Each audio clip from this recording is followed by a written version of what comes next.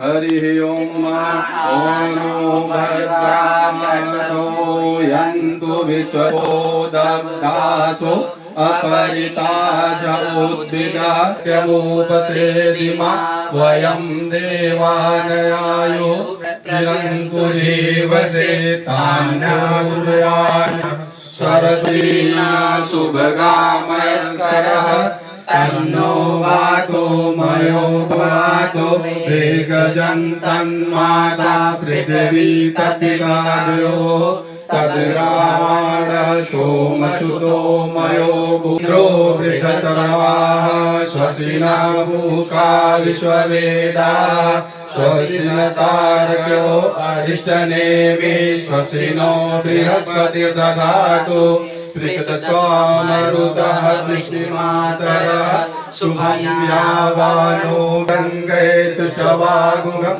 ततनुभिर्वसे मही देवहितं यदायो सदविन्नुं देवो शान्तिरन्तरिक्षगं शान्ति पृथिवी शान्तिराप शान्तिरोषधः शान्ति वनस्पतयः शान्तिर्विश्वे देवा शान्तिरं शान्ति सर्वं शान्ति शान्तिरेव शान्तिरेधि यतो यतः समीहसे ततो नो अभयं कुरु सन्ना कुरु प्रजाभ्यः पशुभ्यः गुरुर्ब्रह्मा गुरुर्विष्णु गुरुर्देवो महेश्वरः गुरुर्साक्षात् परं ब्रह्म तस्मै श्री गुरुवे नमः।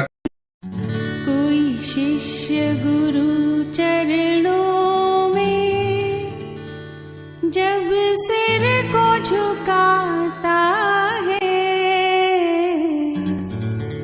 परमात्मा खुद आकर आशीष लुटाता है परमात्मा खुद आकर आशीष लुटाता है।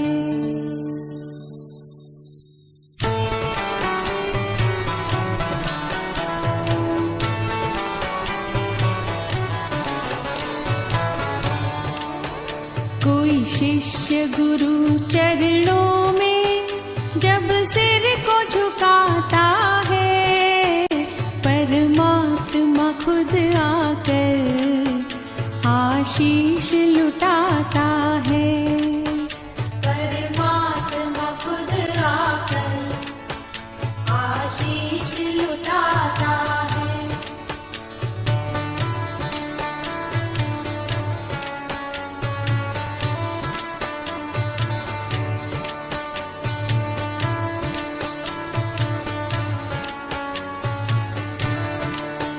गुरु चरणों में पूजन का कोई थाल सजाता है गुरु चरणों में पूजन का कोई थाल सजाता है परमात्मा खुद आकर तब दीप जलाता है परमात्मा खुद आकर तब दीप जलाता है।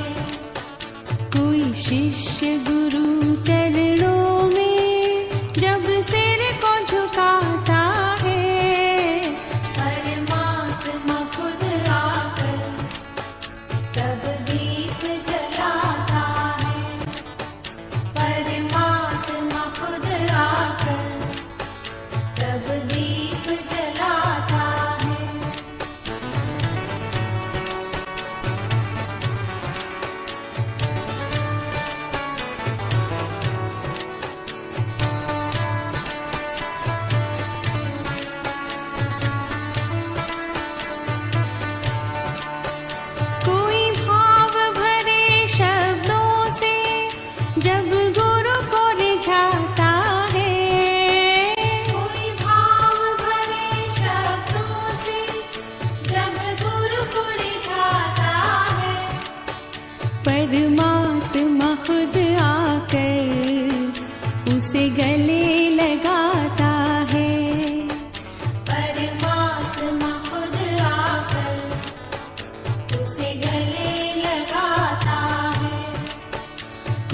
शिष्य गुरु चरणों में जब सिर को झुकाता है, परमात्मा खुद आकर आशीष लुटाता है, परमात्मा खुद आकर आशीष लुटाता है।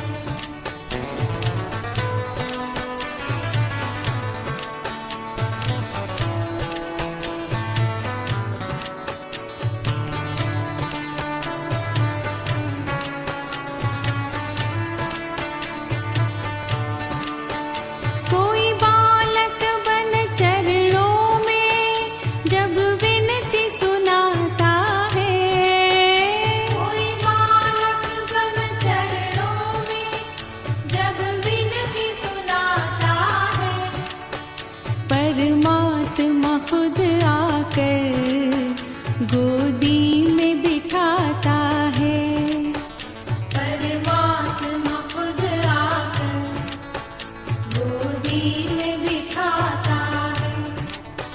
कोई शिष्य गुरु चरणों में जब सिर को झुकाता है, परमात्मा खुद आकर आशीष लुटाता है, परमात्मा खुद आकर आशीष लुटाता है। इनकी महिमा वर्णन करना असंभव होता है। गुरु ही ब्रह्म है, ब्रह्म ही गुरु है। नारायण ने अवतार लेकर के अपना गुरु बना करके वशिष्ठ को त्रेता युग में, द्वापर युग में संदीपनी को उन्होंने दिखाया कि हम मानव के लिए गुरु का महत्व क्या है, भाई का महत्व क्या है, माता पिता का महत्व क्या है। गुरु एक ऐसा है कि जो हमको दिशा निर्देश करता है, कि एक हमको चलने का रास्ता बतलाता है, उस दिशा पे आप चलोगे तो कभी भटकोगे नहीं। पहले गुरुकुल होता था, आज इंग्लिश मीडियम आ गया। गुरुकुल में पढ़ा हुआ विद्यार्थी हो जाता है, जो छात्र होता है, कभी किसी का नौकर नहीं होता है। समझ गए? आज के समय में कितना भी आप पढ़ लोगे, कितने भी आप तरक्की कर लोगे, लेकिन रहोगे आप नौकर ही। कितने बड़े पद पे भी चल जाए, चाहे सरकारी हो चाहे प्राइवेट पे है, 15 लाख की सैलरी पाने वाला भी व्यक्ति नौकर ही होगा। लेकिन जो गुरुकुल में पढ़ा हुआ व्यक्ति छात्र होता है, खुद का राजा होता है। तो गुरु एक ऐसा होता है कि जो आपको दिशा निर्देश देता है, आपको मार्ग चलने का बताता है कि गुरु क्या होता है। बोला है कि गुरु ब्रह्मा, ब्रह्मा ही गुरु है, गुरु विष्णु, विष्णु ही गुरु है, और गुरु देवो महेश्वर, साक्षात महेश्वर यानी शिव ही गुरु, यानी ब्रह्मा विष्णु महेश से भी ऊपर पद में हमारे गुरु के दिए।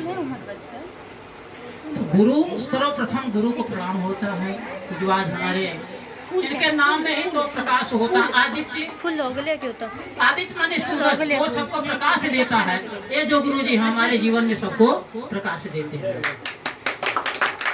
और एक कवि ने लिखा है, गुरु गोविंद दो खड़े काके लागो पाए, यानी गुरु और हमारे गोविंद नारायण एक साथ में अगर खड़े हो जाए तो हम तो पैर किसके पड़े, उसके मन में तो शंका जगे। फिर उसी जगह बोलता है, बलिहारी गुरु आपने गोविंद यो बताए। हमारे गुरु की महिमा है कि जो हमको नारायण के बारे में बतलाया है, वरना हम क्या जाने नारायण है कि कौन है। तो सर्वप्रथम गुरु को प्रणाम होता है। हमारे जीवन में 4 गुरु होते हैं,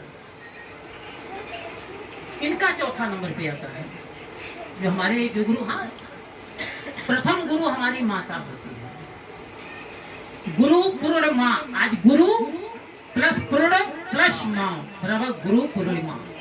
हमारी माँ जो है वो पूर्ण गुरु होती है, पहला गुरु होती है। उसके बाद हमारे आते हैं शिक्षक जो हमको पढ़ाते हैं लिखाते हैं। दूसरा गुरु होती है पृथ्वी माता, तीसरा। और चौथे गुरु जो हमारे धर्म के बारे में, हमारे भगवान के बारे में हमको उपदेश देते हैं। जो हमको मुक्ति दिलाता है वो गुरु होता है। गुरु कभी गलत नहीं होता। हमारी धारणा उनको ब्रह्म से भी बढ़कर के मानिए, ताका उद्धार हो जाए। उद्धार करने में अगर शक्ति है किसी में तो गुरु में है, बाकी किसी में है नहीं। आज के दिन साक्षात गुरु को परब्रह्म समझ करके उनको नमन होता है।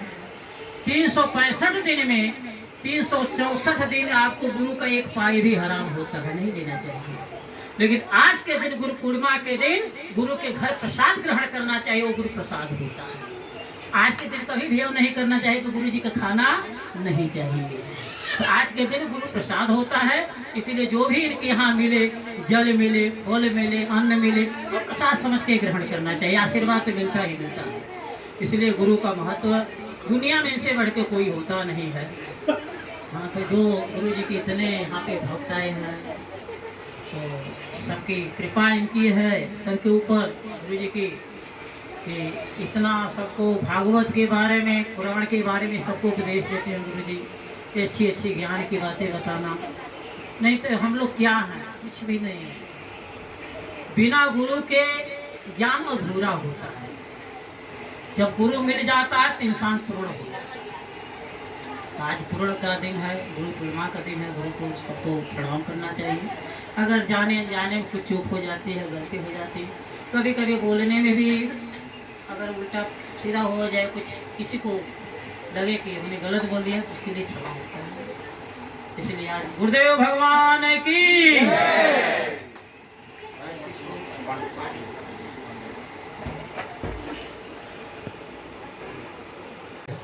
तो मैं सादर करता हूँ अपने गुरु जी के चरणों में।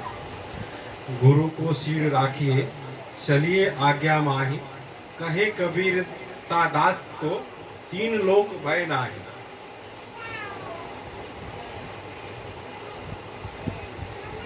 गुरु सो ज्ञान सो जो लीजिए, शीश दीजिए दान, भौतुक भोदु बह गए सखी जीव अभिमान। गुरु की आज्ञा आवे गुरु की आज्ञा जाए, कहे कबीर सो संत है आवागमन नसाए। गुरु पारस को अंतरो जानत है सब संत, वह लोहा कंचन करे ये करी लय महंत। उमत कीच चेला भरा गुरु ज्ञान जल होय, जन्म जन्म का मोर्चा पल में डारे धोए। गुरु तुम्हारे शिष्य कुंभ है, गड़ गड़ काढ़े खोट, अंतर हाथ सहार दे बाहर बाहे चोट। गुरु समान दाता नहीं याचक शीस समान, तीन लोक की संपदा सो गुरु दिन्हे दान। जो गुरु बसे बनारसी शीस समंदर तीर, एक पलक बिखरे नहीं जो गुण होए शरीर। गुरु को सिर राखिए चले आज्ञा माही, कहे कबीर दास को तीन लोक भय नाहि।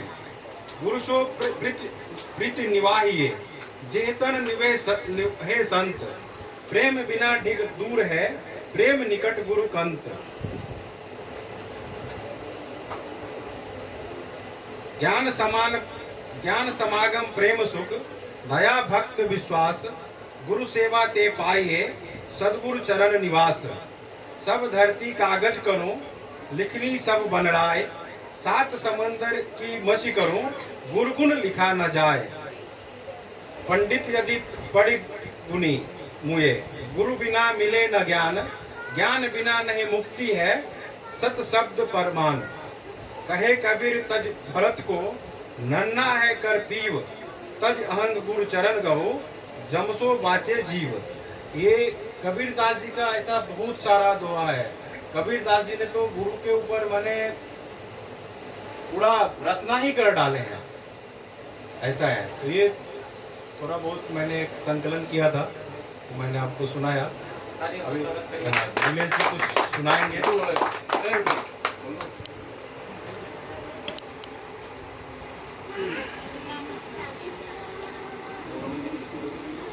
सबसे पहली बात, गुरु पूर्णिमा की हार्दिक बधाई एवं शुभकामनाएं सभी को। मैं प्रणाम करता हूँ अपने गुरु जी को। सब धरती कागज करूं लिखनी सब बन राय, सात समुद्र की मसी करूं गुरुगुण लिखा न जाए। इस दुनिया में शिक्षा से बड़ा कोई हथियार नहीं है और कलम से भी बड़ा कोई तलवार नहीं है। गुरु एक विशाल वृक्ष है जिनकी छत्र छाया में कई नन्हे पौधे अपना भविष्य बनाते हैं।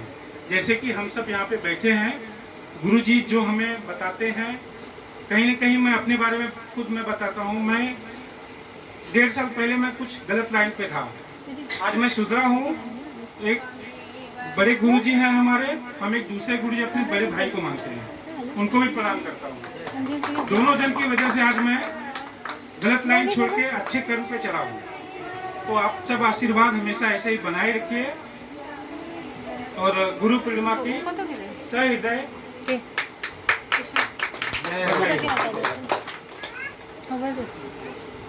बेड पर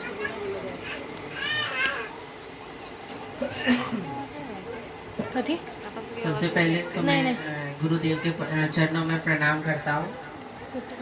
गुरु हमारे जीवन के सच्चे मार्गदर्शक होते हैं। वे हमें ज्ञान के साथ साथ अच्छे संस्कार भी देते हैं।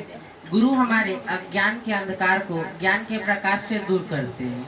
हमारे जीवन में अनेक प्रकार के अंधकार रहते हैं, हम किसी गलत मार्ग पे भटके रहते हैं, या हमें जीवन में कुछ चीज़ों को लेकर के जब क्लैरिटी नहीं रहती है, तो उस समय में हमारे गुरुदेव हमारा सबसे ज़्यादा साथ देते हैं कि हम उनको भी हमेशा ये चिंता रहती है कि उनका शिष्य कभी किसी गलत राह पर ना चला जाए या फिर वो अपने जीवन में सफल ना हो पाए। तो एक गुरु कभी भी यह कोशिश करता है कि उनका शिष्य कभी भी उनसे आगे जाए और उनका नाम रोशन करे। वे हमारी गलतियों को सुधार कर हमें आगे बढ़ने की प्रेरणा देते हैं। कई बार वो हमें डांट भी देते हैं, लेकिन उनकी डांट में भी उनका प्यार दिखता है। क्यों? क्योंकि अगर कोई आपको डांट रहा है तो इसका मतलब है कि वो आपकी चिंता कर रहा है। गुरुदेव हमारे गलतियों पर डांटते हैं और जब हम कुछ अच्छा करते हैं तो हमें साथ ही साथ बढ़ावा भी देते हैं, ताकि हमारा मनोबल बढ़े और हम और आगे बढ़ने की कोशिश करें। उनकी सीख हमें जीवन में सही रास्ता चुनना सिखाती है। कभी भी जीवन में सही रास्ता चुनना सबसे ज़्यादा ज़रूरी होता है, क्योंकि जो व्यक्ति सही रास्ता चुनता है वही आगे चल करके सफल होता है, और वही गुरुदेव हमें चुनना सिखाते हैं। गुरु हमारे सपनों को पूरा करने का हौसला देते हैं। उनका योगदान हमारे जीवन में हमेशा याद रहता है। इसलिए हमें सदैव अपने गुरुदेव का सम्मान करना चाहिए। गुरु के चरणों में मेरा सशत नमन। धन्यवाद।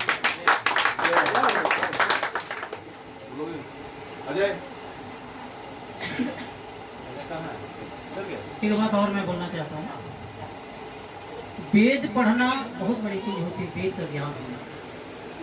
और जितने लोग आप लोग बैठे हैं, वेद से भी बढ़ के किसी की वेदना आपने पढ़ लिया ना, तो वेद से भी पढ़ने से भी ज़्यादा महत्व है। वेदना का मतलब किसी का आप कष्ट आपको देखता है ना, लगता है कि आप कष्ट में है ना, उसकी आप सहायता कर दीजिए। वेद से भी ज़्यादा महत्वपूर्ण बात है। चलिए जी, आप यहाँ आ जाइए, यहाँ आ जाइए।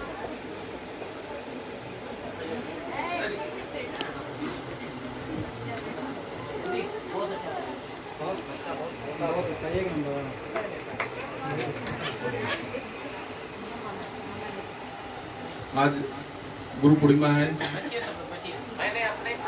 और पहले तो मैं गुरु जी को प्रणाम करता हूँ।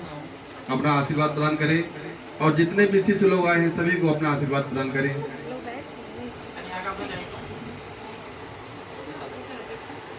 गुरु जो है, जो हमारे अज्ञान को दूर कर देते हैं, अंधकार को दूर करके हमको ज्ञान के प्रकाश की तरफ लाते हैं।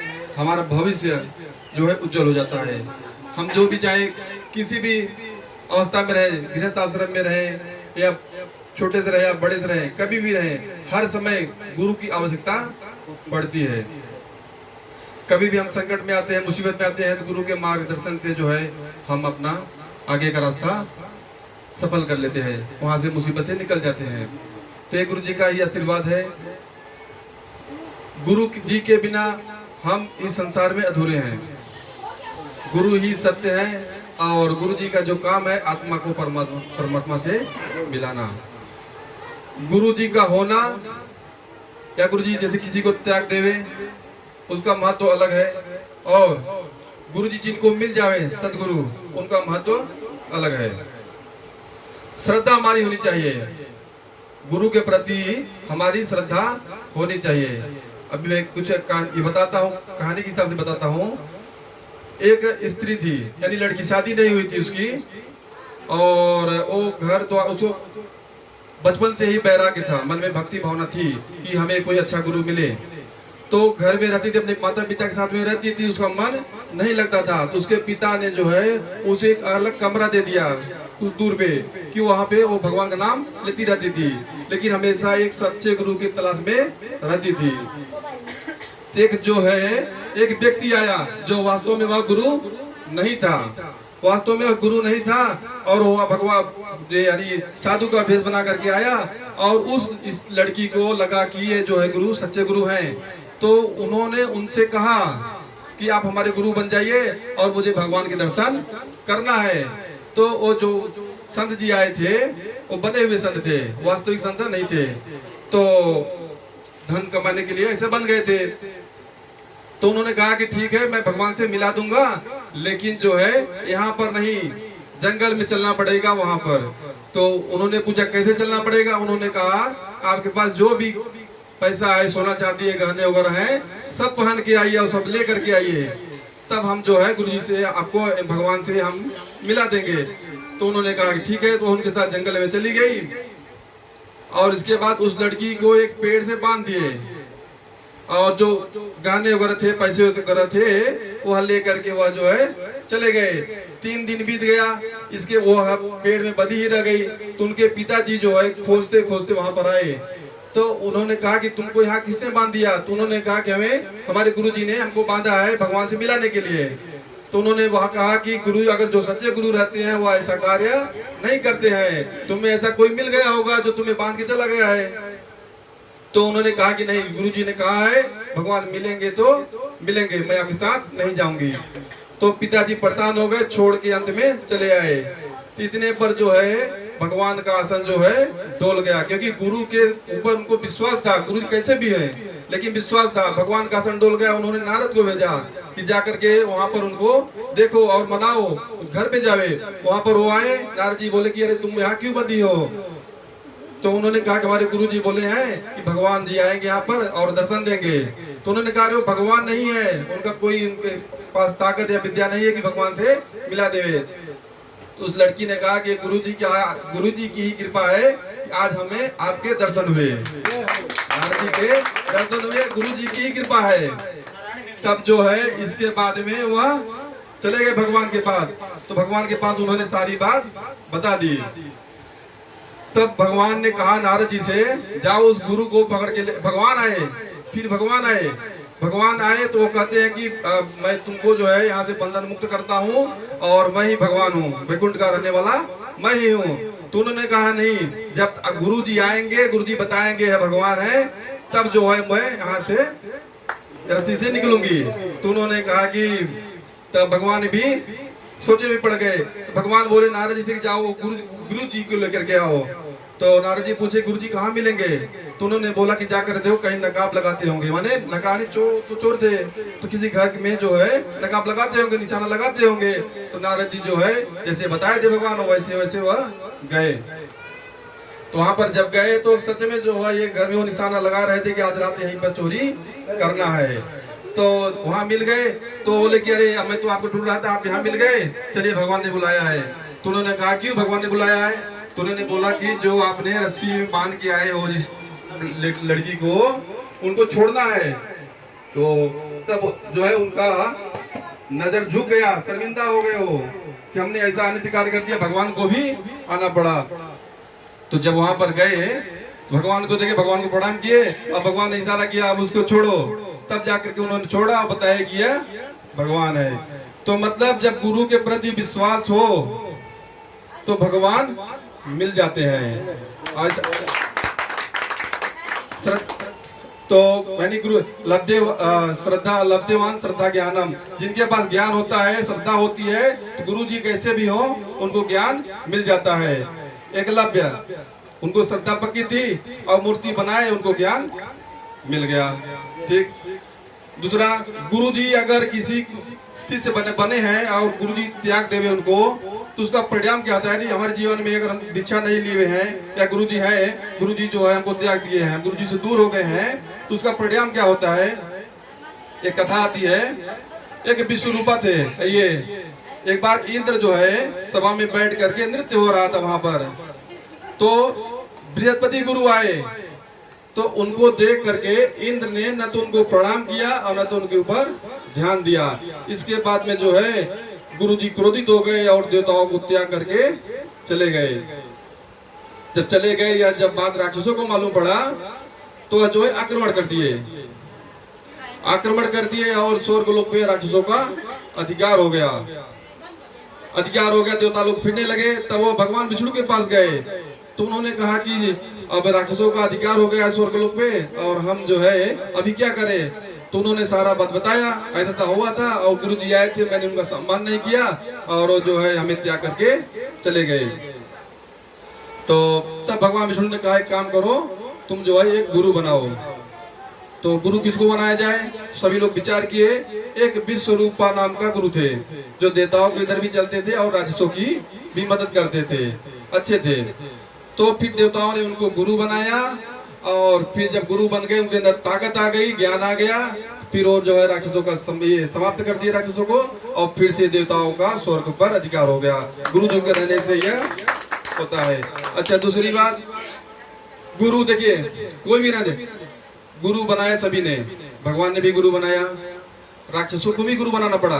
शुक्राचार्य राक्षसों गुरु हैं। इस संसार में जो भी प्राणी है, जितने भी जंतु हैं, सभी को गुरु बनाना ही पड़ता है। चिड़ियों में भी गुरु होते हैं, चींटियों में भी गुरु होते हैं। सब में गुरु के बिना हमारा जीवन निर्वाह किसी भी प्रकार से नहीं हो सकता। अब एक प्रमाण और दे देता हूँ कि गुरु जी भगवान से मिलाते हैं, इसका प्रमाण दे देता हूँ। एक बार जब राक्षसों का अत्याचार बढ़ गया, सभी लोग परेशान हो गए, भगवान का अवतार हुआ, वामन अवतार, जिनको बटू कहते हैं। तो जब वो यज्ञ कर रहे थे राजा बलि, तो उन्होंने सभी को दान दे रहे थे। तो वहां पर वामन भगवान भी आए भिक्षा लेने के लिए। तो उनकी अंतिम यज्ञ था, तो ये गए वहां पर। तो उन्होंने कहा कि मुझे भिक्षाम दे। बलि राजा उठ के आए, बोले क्या चाहिए? उन्होंने कहा कि मुझे 3 पग भूमि चाहिए। कितना? 3 पग भूमि चाहिए। तो उपहास उड़ाने लगे, 3 पग भूमि, छोटे से बालक क्या करोगे? अरे ऐसा कुछ मांगो कि जिंदगी में कुछ मांगना नहीं पड़े। तो उन्होंने कहा नहीं, मैं संतोषी ब्राह्मण हूँ और मुझे 3 पग भूमि के अलावा और कुछ भी नहीं चाहिए, वो भी मेरे कदमों से चाहिए। तो उन्होंने कहा कि ठीक है। तो उन्होंने देना प्रारंभ किया। तो उन्होंने कहा ऐसे नहीं, पहले संकल्प लीजिए, फिर जो है हम जो 3 पग भूमि लेंगे, बिगड़ संकल्प का हम नहीं लेंगे, क्योंकि हम ब्राह्मण हैं और हमें संकल्प लीजिए फिर हमें चाहिए। तो फिर बगल में शुक्राचार्य बैठे हुए थे, वो आश्चर्यचकित हो गए, क्योंकि आज तक जो दान लेने वाला आया था उन्होंने कभी नहीं कहा था, कोई भी नहीं कहा कि संकल्प लीजिए।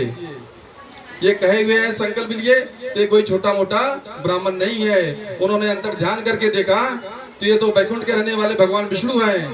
तब वो बलि से कहते हैं, अरे तुम क्या कर रहे हो? ये तुम्हें छलने के लिए आए हैं, ये भगवान विष्णु है, साक्षात नारायण है, और तुम जो है तुमको तुम्हारा सब कुछ ले लेंगे। तब बलि कहते हैं, गुरुदेव आपको प्रणाम है, आपने बता दिया कि यही भगवान है, हमको क्या मालूम था। और उन्होंने 3 पग भूमि उनको दे दिया संकल्प लेकर के। इससे सिद्ध होता है कि हर प्रकार से जो है गुरु जी ही भगवान से मिलाते हैं। इसका यह सबसे बड़ा उदाहरण है। इसी के साथ मैं अपने वाणी को विराम देता हूँ और गुरु जी को सभी को आज सभी का आशीर्वाद प्राप्त हुए, सभी लोग अपनी जिंदगी खुशहाल रहे और गुरु जी को प्रणाम करता हूँ। गुरु जी का पाँव क्यों धोया जाता है? कभी आप लोगों ने विचार किया कि गुरु को बोलते हैं,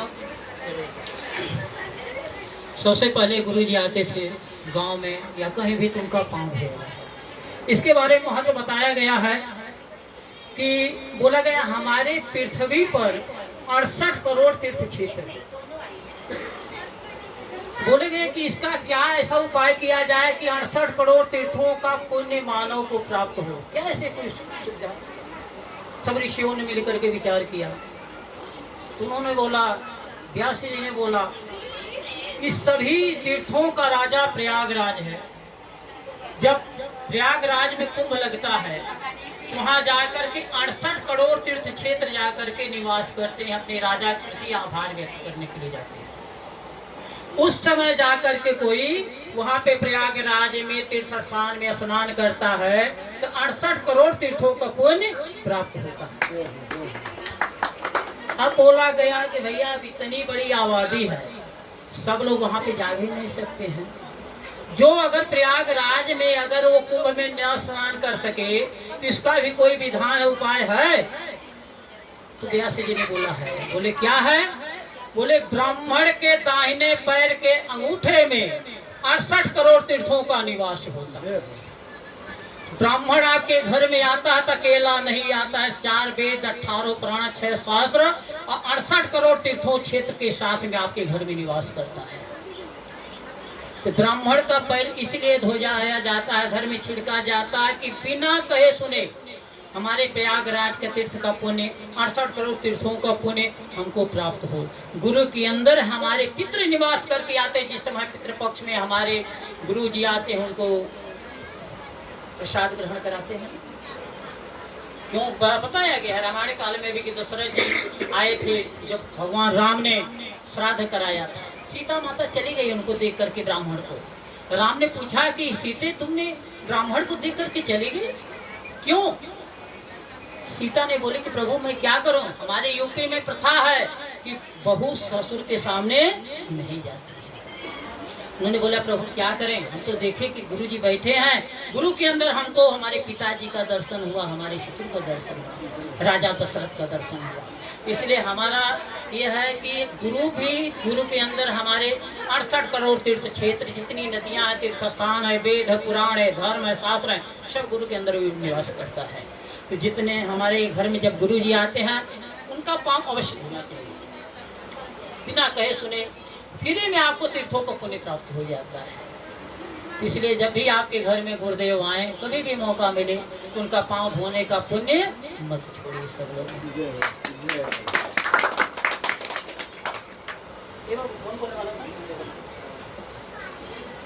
सर्वप्रथम मैं गुरुदेव के चरणों में प्रणाम करता हूँ और जितने भी मेरे से बड़े व्यक्तिगण हैं उनको भी प्रणाम करता हूँ। मैं गुरु शब्द के बारे में सबसे पहले कुछ बताना चाहूँगा।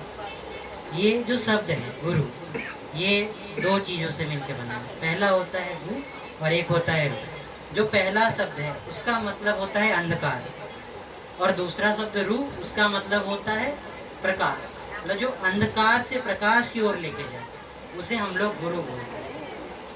हमारे जीवन में हमारे सर्वप्रथम गुरु हमारे माता पिता होते हैं, फिर हमको जो ज्ञान दे हमारे स्कूल कॉलेज के गुरु, और अंतिम गुरु जो हमें धर्म शिक्षा दे, हमें मोक्ष प्राप्ति का मार्ग बताए, वो हमारे धर्म गुरु होते हैं। अब हमारे जीवन में हम लोग गुरु बहुत सारे होते हैं पर सम्मान सबका एक रंग ही होता है। अब के समय में कुछ लोग गुरु वरों की बात नहीं भी मानते हैं, पर मेरा मानना है कि गुरु या फिर कोई भी आपके माता पिता, उनके विचार आपको एक बार गलत लग सकते हैं पर उसके पीछे की भावना कभी गलत नहीं है, वो हमेशा आपका भला ही चाहेंगे। एक और बात कहनी थी मेरे को कि जैसे गुरुदेव जो होते हैं, एक कथा के बारे में बताना चाहूँगा मैं कि जो काघुसुंडी जी थे उनके गुरुदेव भी बहुत अच्छे थे, मतलब सदगुरु मिले थे उन्हें। तो हमेशा बोलते रहते थे कि भगवान के दर्शन कराए, भगवान के दर्शन कराए। तो उनके गुरुजी ने उनको बताया कि आप भगवान का जप करें, प्रार्थना करें। तो जब उन्होंने भगवान का जप किया, एक मंदिर में बैठ के वो जाप कर रहे थे, तो उनकी प्रार्थना से भगवान प्रसन्न हुए। शिव भगवान के मंदिर में वो प्रार्थना कर रहे थे तो भगवान शिव वहाँ प्रकट हुए। पर भगवान की कृपा से उसी समय उनके गुरु पीछे से आए। उनके गुरु ने देखा कि भगवान इनकी प्रार्थना से प्रसन्न है, तो वो छुप गए कि हमारे शिष्य का ध्यान हम पे ना जाए, कि हमें प्रणाम करने ना आए, पहले भगवान के दर्शन करें। पर जो काघुसुंडी जी थे उन्होंने देख लिया था कि हमारे गुरु जी आ रहे हैं, फिर भी उन्होंने आंख बंद करके रखा और उन्होंने ध्यान ना देते हुए कि भगवान है तो हम पहले भगवान के दर्शन करेंगे, गुरु जी को उन्होंने ध्यान नहीं दिया। जैसे ही भगवान शिव ने ये देखा कि उन्होंने अपने गुरु का अनादर किया है तो वो कुपित हो गए। मतलब कुछ देर पहले प्रसन्न हुए थे इनके जाप से और बस एक गुरु का इन्होंने अनादर किया तो क्या तुरंत कुपित हो गए, इनको त्रिशूल से मारने के लिए तैयार हो गए। जब भगवान शिव ने संकल्प कर लिया कि अब इनके वध कर ही देना, इन्होंने गुरु का अपमान किया है, तब इनके गुरु जो थे बहुत सद्गुरु थे, तो भगवान की प्रार्थना खुद करते हैं कि हमारे शिष्य को छोड़ दीजिए, अब बहुत बालक है, अभी इससे जो भी अपराध हुआ इसके इतनी बड़ा सजा मत दीजिए। तो उन्होंने उनको श्राप दिया कि इनका जो भी होगा मतलब इनका वध तो नहीं होगा, पर इनको बहुत जन्म जन्मांतर तक अलग अलग जीव योनि में जन्म लेना पड़ेगा। तो उनके गुरु ने इसके लिए भी बोला कि कुछ तो कम करिए। तो फिर उनके गुरु जी ने उनकी वंदना भी गाई शिव भगवान की, नमामि शमीशान निर्वाण रूपन। तो भगवान प्रसन्न होकर इनका जो भी श्राप था कुछ कम किया भगवान ने, और इनको फिर श्राप से थोड़ी बहुत कम मतलब ऐसे बोलते हैं समय दे देते हैं कि आप भक्ति करिए, फिर से आप इससे निवारण करिए। तो इससे हमें पता चलता है कि हमारे जीवन में गुरुओं का बहुत महत्व होता है और हमें हमेशा गुरुओं का सम्मान करना चाहिए। तो मैं अपनी वाणी को यहीं विराम देता हूँ। गुरुदेव के चरणों में हृदय में माँ गौरी लक्ष्मी, कंठ शारदा माता गए, कंठ शारदा माता है। वो जो भी मुख से वचन कहे वो वचन सिद्ध हो जाता है, वो वचन सिद्ध हो जाता है। हे गुरु ब्रह्मा गुरु विष्णु, हे गुरु ब्रह्मा हे गुरु विष्णु, है शंकर भगवान आपके चरणों में। हे गुरुदेव प्रणाम आपके चरणों में, चरणों में सारे तीर्थ धाम आपके चरणों में। हे गुरुदेव प्रणाम आपके चरणों में, चरणों में सारे तीर्थ धाम आपके चरणों में। हे गुरुदेव प्रणाम आपके चरणों में।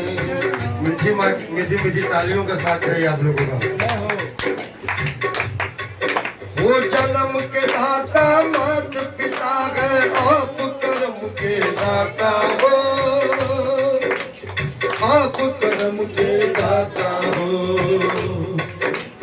आप मिलाते हो ईश्वर से, आप ही भाग्य विधाता हो, आप ही भाग्य विधाता हो। वो दुखिया मन को, दुखिया मन को, रोगी तन को मिलता है आराम आपके चरणों में। हे गुरुदेव प्रणाम आपके चरणों में, चरणों में सारे तीर्थ धाम आपके चरणों में। हे गुरुदेव प्रणाम आपके चरणों में। वो निर्बल को बलवान बना दो, मूर्ख को गुणवान प्रभु, मूर्ख को गुणवान प्रभु। देव कमल और बंसी को भी ज्ञान का दे दो वरदान प्रभु, ज्ञान का दे दो वरदान प्रभु। है महादानी हे महाज्ञानी, हे महादानी हे महादानी करता हूँ। वो हे महाज्ञानी हे महादानी, रहे मैं सुबह शाम तुम्हारे चरणों में। हे गुरुदेव प्रणाम आपके चरणों में, चरणों में सारे तीर्थ धाम आपके चरणों में। हे गुरुदेव प्रणाम आपके चरणों में, चरणों में। सभी मिलकर के बोलना है, दोनों हाथ से ताली बजाते मीठे मीठे। ओ सारे तीर्थ धाम आपके चरणों में, सारे तीर्थ धाम आपके चरणों में। हे गुरुदेव प्रणाम आपके चरणों में, चरणों में। हे गुरुदेव प्रणाम आपके चरणों में, चरणों में। हे गुरुदेव प्रणाम आपके चरणों में। प्रेम से बोलो सद्गुरुदेव भगवान की जय, सद्गुरुदेव भगवान की जय, सद्गुरुदेव भगवान की जय। आज की आनंद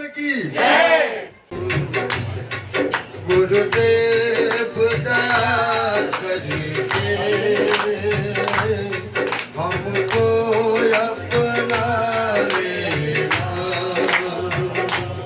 गुरुदेव दया करके हमको अपना लेना मैं शरण पड़ा तेरी चरणों में जगा देना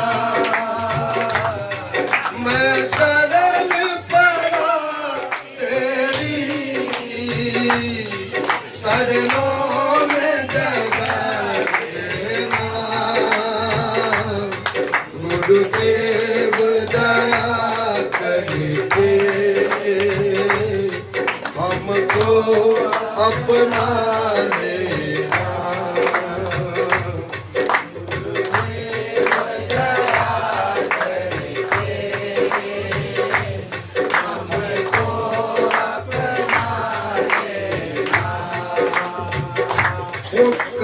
करुणानिधि नाम तेरा करुणा दिखलाओ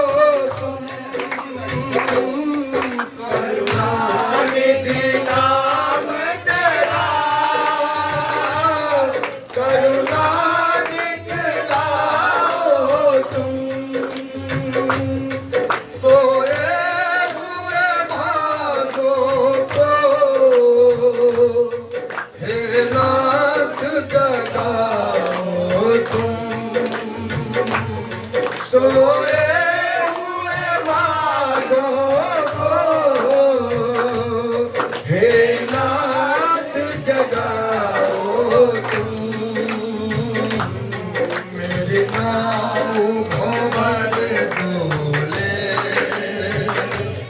उस पार लगा देना मेरी नाव भंवर डोले उस पार लगा देना गुरुदेव दया करके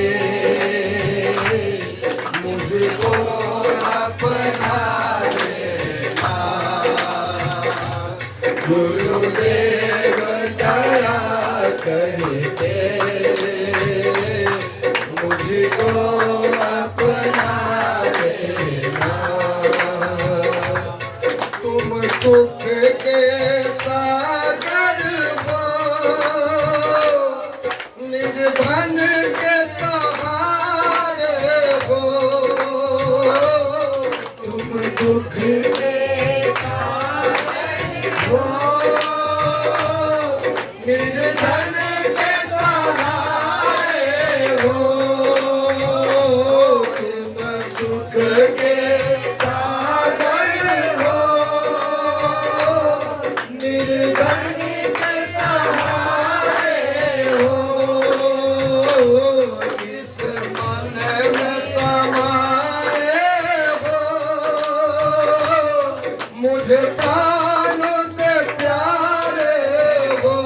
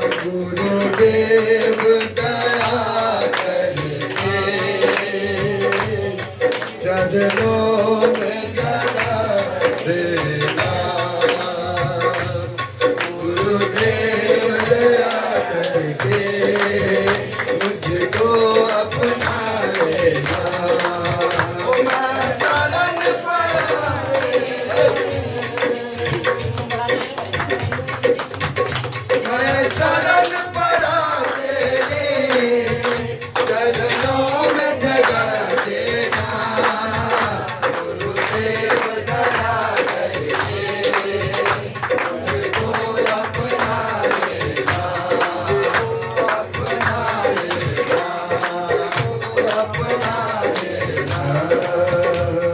प्रेम से बोले गुरुदेव भगवान की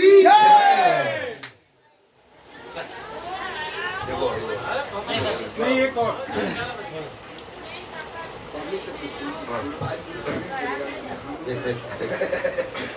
गुरु गुरु पूर्णिमा है।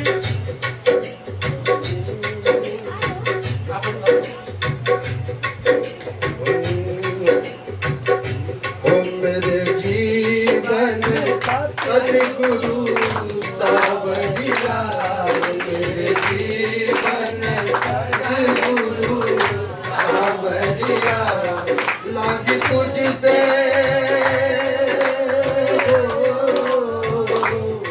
लागी तुझसे लगन भई बावरिया लागी तुझसे लगन भई बावरिया बावरिया मेरे जीवन सद्गुरु सावरिया मेरे जीवन सद्गुरु सावरिया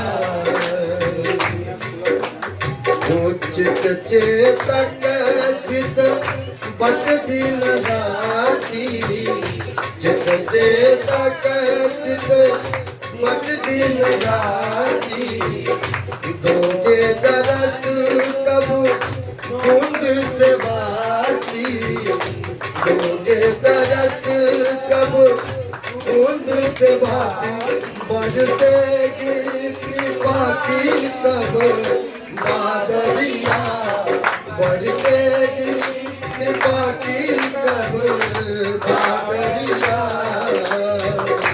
बादरिया मेरे जीवन सद्गुरु सावरिया मेरे जीवन सद्गुरु सावरिया। और क्या भक्त कहता है तेरी पलक नित डगर निहारे तेरी पलक नित डगर निहारे आओगे कब मेरे नाथ दुआरे आओगे कब मेरे नाथ दुआरे प्रभु धरो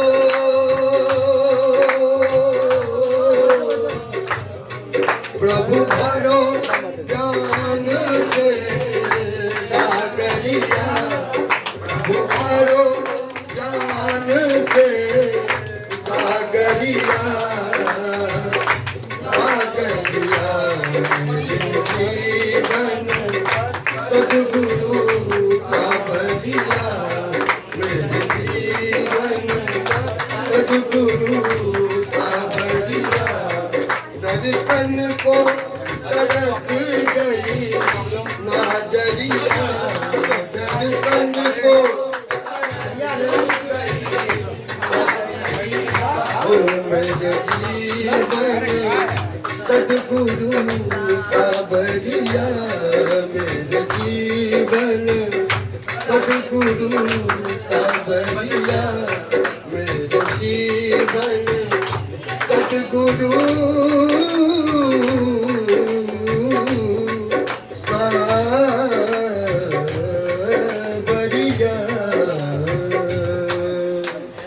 प्रेम से बोले सद्गुरुदेव भगवान की सद्गुरुदेव भगवान की सद्गुरुदेव भगवान की। हम किसी कारणवश किसी कार्यक्रम में फंसे हुए थे और वो भी बहन के यहाँ कार्यक्रम था, थोड़ा समय लगा, इसके लिए क्षमा प्रार्थी हूँ। आगे फिर भी मजा आ गया, आगे मजा आ गया। हाँ सब बना मम्मी हमारे जीवन में गुरुदेव का जो महत्व है वो स्थान कोई दूसरा ले ही नहीं सकता। सदगुरुदेव की कृपा ना हो तो जैसे जड़ ही रह जाता है, वैसे हमारी मनुष्य जीवन एक जड़ के समान, पत्थर के समान पत्थर ही रह जाएगा। वो सदगुरुदेव भगवान की कृपा है कि अपने कृपा मात्र से हमारे जीवन को प्रेरणा देते हैं और उस जीवन को जीने का कला सिखाते हैं। उन्हीं का नाम गुरुदेव है। उनकी जितनी बड़ाई किया जाए शब्द नहीं है, हम जो शब्द के माध्यम से उनकी बड़ाई कर सकूं, इसीलिए इसी वाणी से मैं अपना वाणी को विराम देता हूँ और एक बार जय घोष लगाते हुए प्रेम से बोलो सदगुरुदेव भगवान की जय।